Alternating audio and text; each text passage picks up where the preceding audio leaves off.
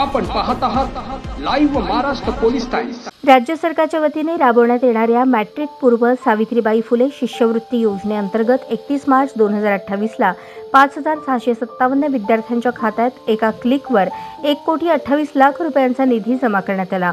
यामुळे ओबीसी व भटक्या विमुक्त प्रवर्गातील गरजू विद्यार्थिनींना आधार मिळाला आहे।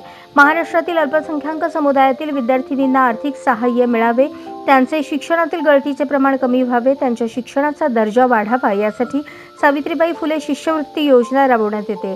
ही योजना 5वी ते 7वी आणि इयत्ता 8वी ते 10वी मध्ये शिकणाऱ्या विद्यार्थिनींसाठी आहे। या योजनेअंतर्गत अनुसूचित जाती, विमुक्त जाती, भटक्या जमाती आणि विशेष मागासवर्गीय या समुदायातील विद्यार्थिनींना आर्थिक सहाय्य दिले जाते। या योजनेसाठी अर्ज महाडीबीटी पोर्टलद्वारे ऑनलाईन करता येतो। 2024-25 या शैक्षणिक सत्रातील शिष्यवृत्तीचे वाटप 31 मार्च 2025 रोजी करण्यात आले। यंदा पहिल्यांदाच इतर मागास बहुजन कल्याण विभागाचे सहाय्यक संचालक डॉक्टर सचिन मडावी यांनी शिष्यवृत्तीचा विनाविलंब लाभ दिला, त्यामुळे गरीब गरजू विद्यार्थिनींना दिलासा मिळाला आहे।